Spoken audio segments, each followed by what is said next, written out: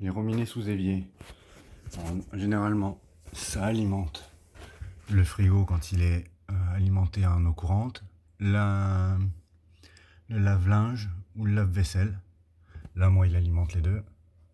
Donc là, si j'essaye de l'actionner, j'y arrive pas. Donc du coup, hop, un couteau, tac. Alors c'est plus difficile que ça normalement, mais hop, je le sors. Je prends un tournevis cruciforme.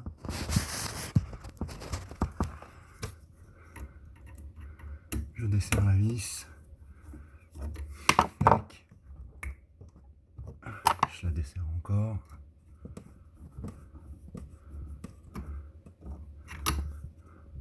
Voilà. Et seulement là, soit j'utilise une clé de 6, soit j'utilise une bonne petite paire de pinces. Et puis je le resserre et le desserre plusieurs fois. Parce qu'en fin de compte, ça fait un moment que ça n'avait pas été fait, donc il est bloqué. Donc là, bon, bah, forcément, c'est parce que j'ai coupé l'eau au-dessus, au compteur.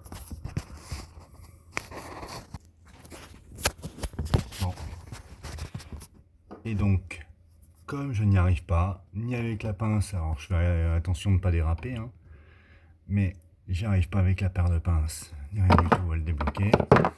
Je prends une douille longue de 13, je la fous à l'intérieur, tac.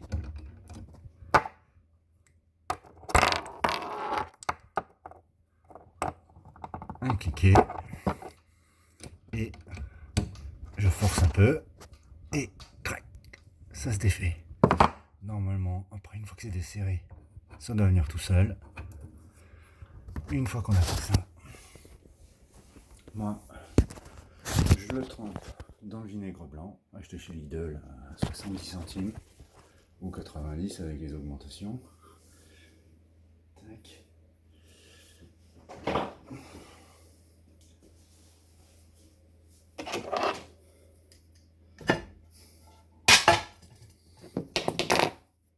Je le bloque soit dans un étau, enfin dans l'étau on ne peut pas, mais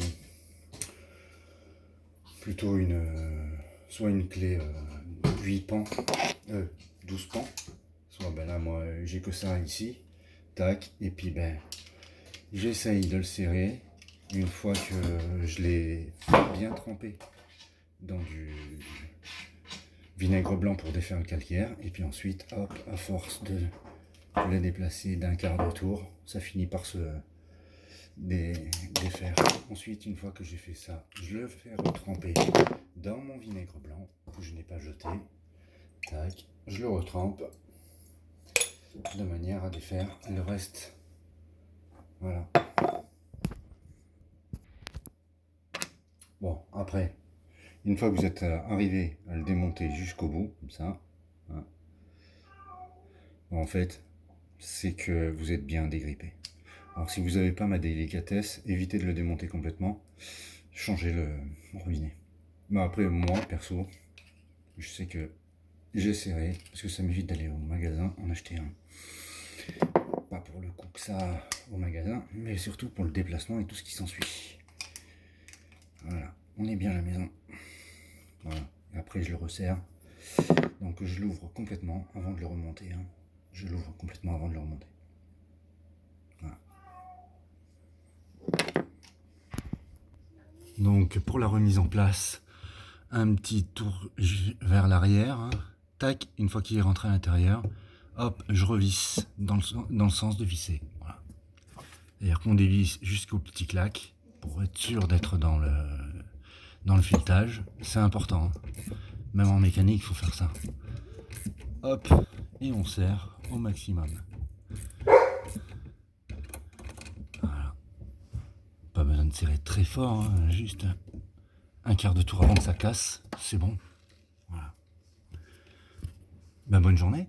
Là, on va faire la vérification avant. Le remontage donc du petit truc là. Hop. Il faut que la vis tombe en face. Et une fois que la vis est tombée en face, on la serre. Voilà. Voilà.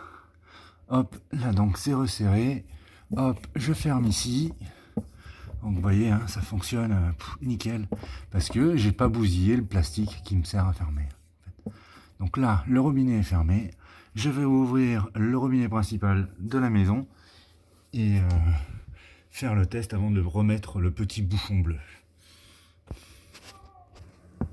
Donc là, j'ai rouvert. Donc forcément, il y a quelqu'un qui a utilisé la chasse d'eau. Donc forcément, j'ai la chasse d'eau qui se remplit. Donc je sais que l'eau est en train de couler. Ça force. Pas de fuite. Tac. L'eau est bien ouverte puisque regardez. Hop.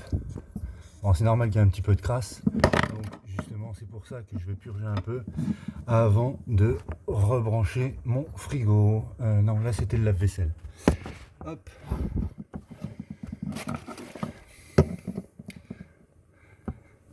Parce que j'ai changé le filtre. Hein.